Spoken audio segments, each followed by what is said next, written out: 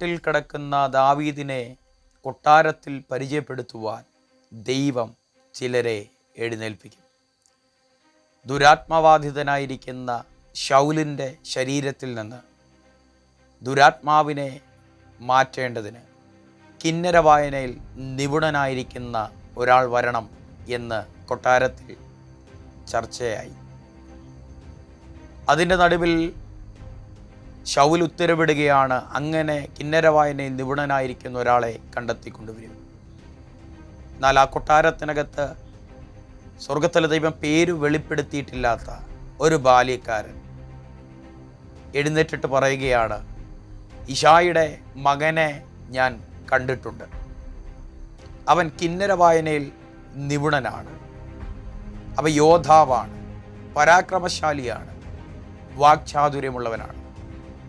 കാട്ടിൽ അപ്പൻ്റെ ആടുകളെ മേയിച്ചുകൊണ്ട് നടക്കുന്ന ദാവീദിനെ കൊട്ടാരത്തിൽ പരിചയപ്പെടുത്തുവാൻ ദൈവം കൊട്ടാരത്തിനകത്ത് ഒരുവനെ എഴുന്നേൽപ്പിച്ചതുപോലെ ഈ വചനം നിങ്ങൾ കേൾക്കുമ്പോൾ ഉന്നതമായിരിക്കുന്ന ചില സ്ഥാനങ്ങളിൽ, ജോലി മേഖലകളിൽ, നിങ്ങളുടെ തലമുറയോടുള്ള ബന്ധത്തിൽ, നിങ്ങളുടെ ജോലിയോടുള്ള ബന്ധത്തിൽ, അവരുടെ ഭാവിയോടുള്ള ബന്ധത്തിൽ, വിദ്യാഭ്യാസത്തോടുള്ള ബന്ധത്തിൽ ചില മേഖലകളിൽ റെക്കമെൻഡ് ചെയ്യുവാൻ ദൈവം നിങ്ങൾക്ക് വേണ്ടി ചിലരെ എഴുന്നേൽപ്പിക്കും.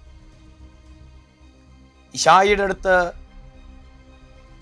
ശൗമൽ പ്രവാചകൻ ചോദിക്കുന്നൊരു ചോദ്യമുണ്ട്, ഇനി നിനക്ക് മക്കൾ ആരെങ്കിലും ഉണ്ടോ? ഇശായി പറയുകയാ, എനിക്ക് ഒരു മകനുണ്ട്, അവൻ എൻ്റെ ആടുകളെ മെയ്പ്പാൻ പോയിരിക്കും. എന്ന് വെച്ച് കഴിഞ്ഞാൽ അർത്ഥം ഇത്രയേ ഉള്ളൂ, അവൻ ആട്ടിടയനാണ്.